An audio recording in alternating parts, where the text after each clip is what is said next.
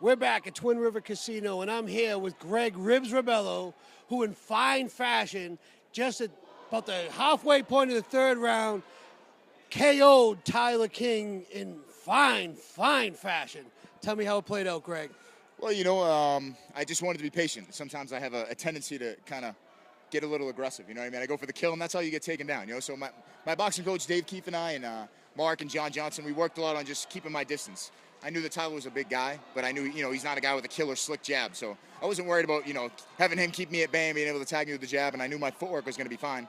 And I wanted to try to let him, make him walk into one of my shots. That's why I stayed patient, I stayed at range, and I used a lot of feints to try to get him to come in, and then I let it rip.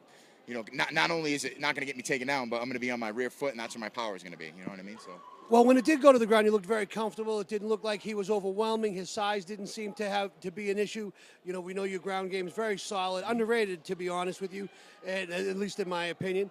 But when you were standing up, it looked like whenever he wanted to engage, whether he was using it as a safety net or trying to smother your punches, you were more than willing just to kind of shuck him off, reestablish your distance, and you had a lot of confidence in your hands tonight. Maybe more than you have in the past. Is that a true statement? Yeah, 100%. I mean, I'm one of those guys. I'm a slow starter, but I've always excelled later on. Like when I played hockey, I never got good until I was like a senior in high school. I always got good like in the later years, and I knew my fight career was going to be the same way. I'm going to be 33 tomorrow.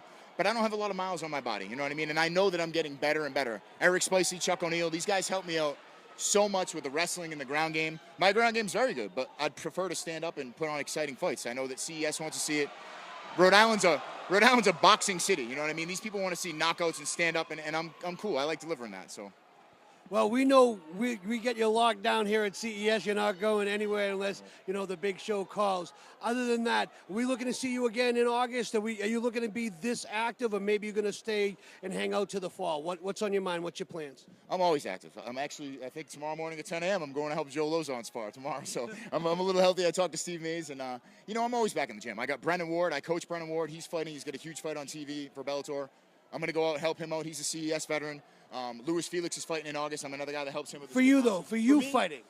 You never know. Like I said, I help these guys, so I'm in shape. If the CES calls and they want me here, I'm not going to say no. I'll definitely say yes. I'll be in shape. Well, you heard it, fight fans. Ever vigilant, ever ready. At a moment's notice, if we put up the Greg Rebello bat signal, he will show up, get in the cage, and odds are, with his newfound speed and confidence, knock somebody right the F out.